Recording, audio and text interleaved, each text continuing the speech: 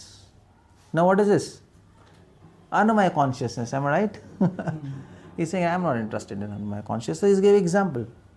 Fatness, skinniness, which is related to food. Or vyadhaya, adhaya. I am not interested even in the pains of this body, in the pains of this mind, diseases of this body.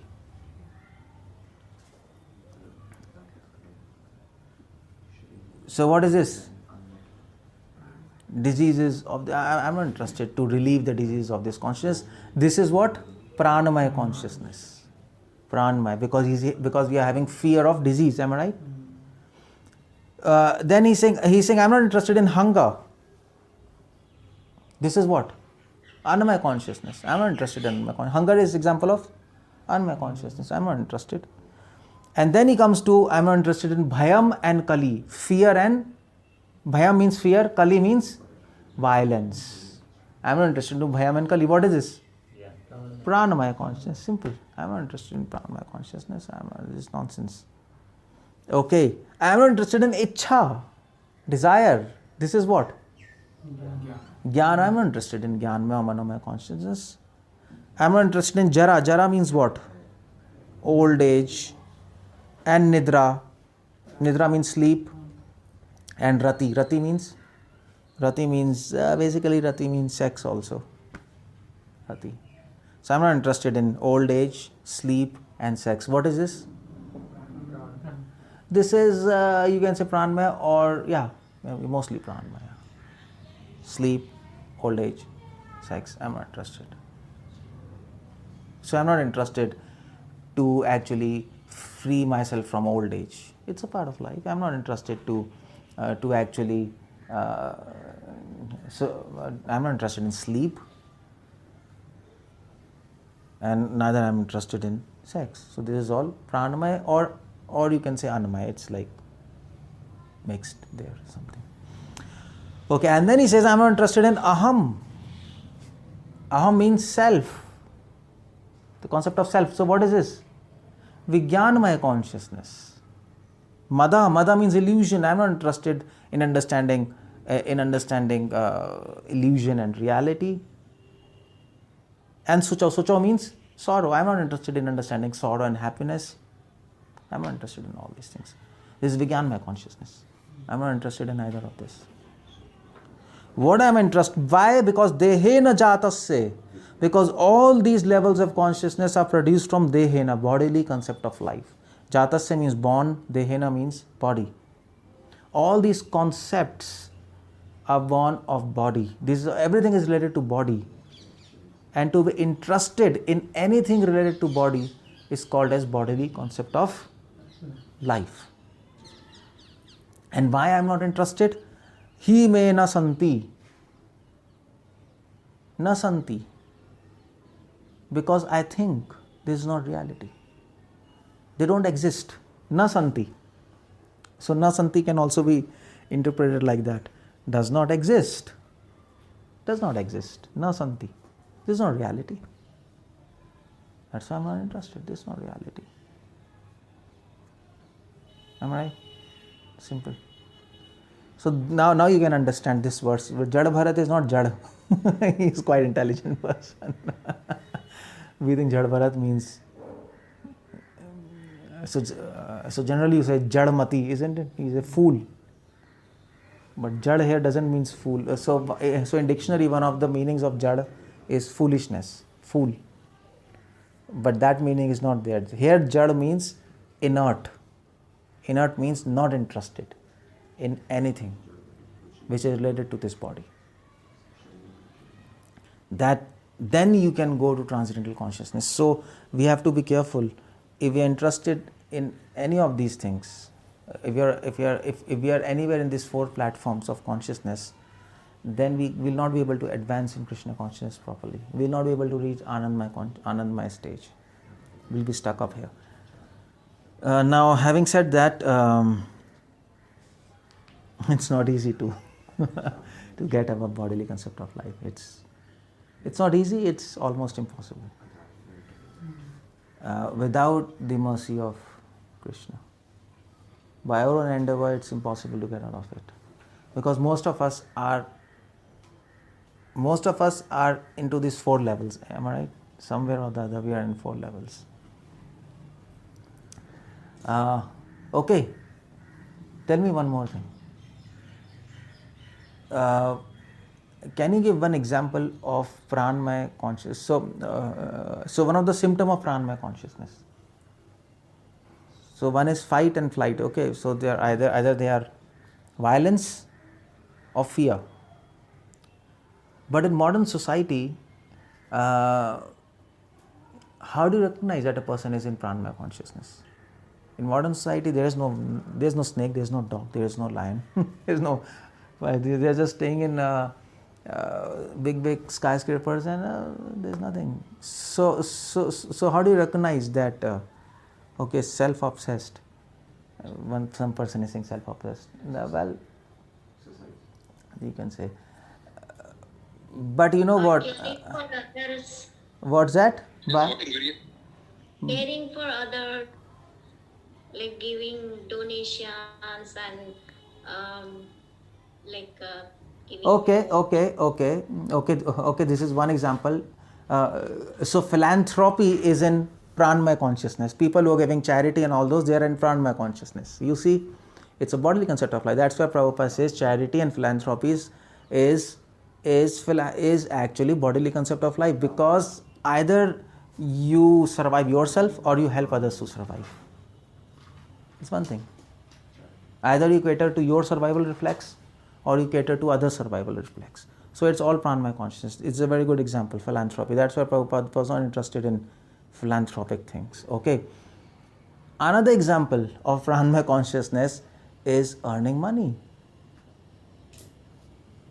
What is fear? If an animal comes, either you will fear or you will fight. In animal kingdom, in jungles, it is flight or fight. Am I right? But in modern society, you fight with money. You don't fight with hands. Am I right? If you are rich, you can suppress him, you can finish him. Or fly away or defend yourself. Fly means defend. Am I right? So how do you defend yourself? By money. Well, you earn money and you feel secure. Am I right? That's all pranmaya consciousness. So people who are interested into earning money, they are all in pranmaya consciousness. People who are promoting all these motivational speeches, oh, you can earn money, you can become rich. It's all bodily concept of life. It's all pranmaya consciousness. It's all coming from flight and fight response. Defend. And that's why you see four regulated principles. People who want to become rich, they're actually violating four regulated principles. No illicit sex, no intoxication, no meditating, no gambling. Now, no illicit sex, no intoxication, no meditating, no gambling. So this gambling thing is coming from, you see, illicit sex and gambling, this is all coming from defense, gambling. Gambling, Prabhupada also writes as mental speculation. Prabhupada says fourth regulatory principle. It's like, so either you can gamble with money or you can gamble with your thoughts. This is right, that is right, we should do this, we should do that. It's all the same thing. So Prabhupada translates gambling as mental speculation also. Why we gamble? Why we do mental speculation? It is a strategy to defend ourselves. It's same animal reflex to defend ourselves. If somebody tells us something, we will think, okay, how to argue? What kind of anti-argument can I give? Our mind will start working. So that's basically defense. There's one animal, there's a snake, this is you. There's one thought, there's another thought. It's the same thing, fight. There's a fighting going on. So it's all so this is all violating four regulatory principle. That's all. Anyway, that's another story. So another point is, none of us is following four regulatory principles. That's why we are advancing properly, because we don't understand what is four regulatory principles. We don't understand what is four regs. We think, okay, we might be following four regs in a very gross manner, but on a deeper level, we are not following. We are actually violating them. We are violating them. So gambling has to do with pranamaya consciousness. These four regulatory principles are made to actually help us go beyond four stages of bodily concept of life. That's why there are four regulatory principles. There are four levels of bodily concept of life. Now you understand why there are four, why there are not 5 and 6. So gambling is no gambling. No gambling will help us to go beyond pranamaya consciousness. Then is what? No meditating, no illicit sex, no intoxication. No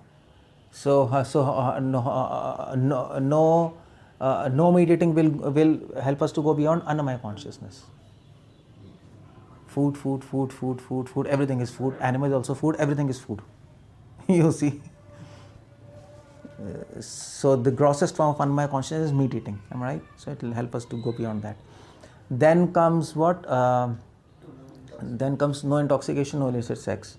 How do we understand?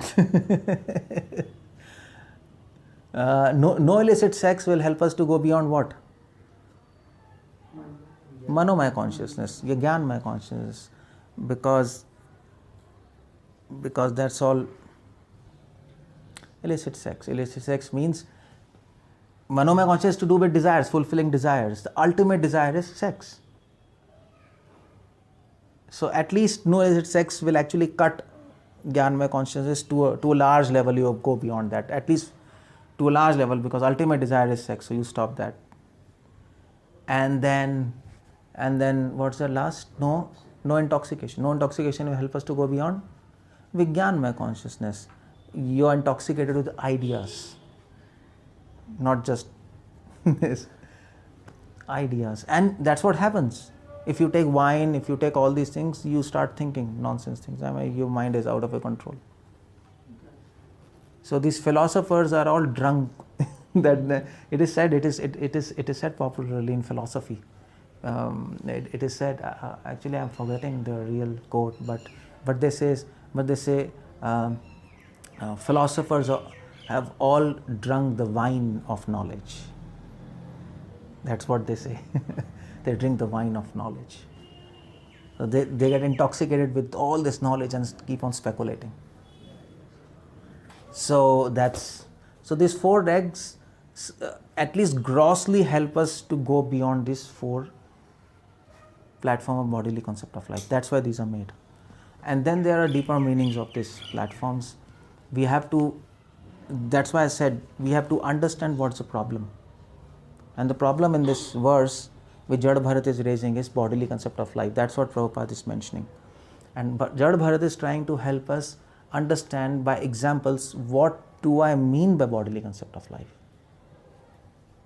He is giving examples, but I have named the stages of what examples 𝗪𝗪𝗪 is giving. 𝗪𝗪𝗪 doesn't name the stages. He simply gives examples. So now we can see in ourselves, introspect where your interest is going, where your interest is going. Wherever your interest is going, there you are. Simple. If your interest is in 𝗪𝗲, you are in 𝗪𝗲, you are in food. If your interest is in fulfilling desires, you are in 𝗙𝗂𝗪 consciousness. I want to do this, I want to do that, I want to do this. If your interest is in money, you are in pranamaya consciousness. You have to see. If your interest is in Krishna and His service, you are in Anandamaya consciousness. That's all. But there is another scenario. If your interest is in both Krishna and this material world, then what? Then where you are? It's not as simple. It's not I am there. Most of us are in all 5 platforms as devotees. We're at all five levels of consciousness. We are interested in Krishna, we are in the spiritual world. So when you get up in the morning, in Mangala Arati, you are fresh, you're interested in Krishna, you're interested in holy name. When it becomes evening, then you get interested in this body, movies, novels, chit-chat, food, when you feel hungry. So you see whole day we are like wobbling from one platform to another platform to another platform to another platform. But Prabhupada says a liberated soul like 𝗪𝗲, he is absolutely not interested in any of these 4 levels of consciousness. He is simply fixed. 𝗪𝗲, 𝗪𝗲𝗹 and all these, they are fixed in Krishna and His service, like Srila Prabhupada, all these things. Their mind doesn't wobble here and there. Slowly by chanting holy names, and of course, you see, chanting holy names is the ultimate method, but the whole point here is 𝗪𝗲 is trying to help us understand the problem first. Otherwise, the solution will not work. It will work, but then it will take time. So if you understand the problem, you can scientifically approach the problem and then give a proper treatment. That's all. So that is what Sankhya philosophy is all about. Sankhya philosophy is all about understanding the problem at large. And then Bhakti gives a solution. Vedanta gives a solution. Vedanta also, so that's why Vedanta philosophy uses the concept of Sankhya philosophy. So I told all this Panchkosh is given by the 𝗙ષि Panchikha. He's one of the Acharya of Sankhya. We use Sankhya system to understand the problem. Vedanta philosophy uses Sankhya system to understand the problem and then gives a solution to that, which is Bhakti, Krishna consciousness. But Prabhupada makes a point here, Krishna consciousness will not work if you don't understand the problem. That Prabhupada makes a statement here, isn't it? Prabhupada makes a beautiful statement. Prabhupada makes a statement,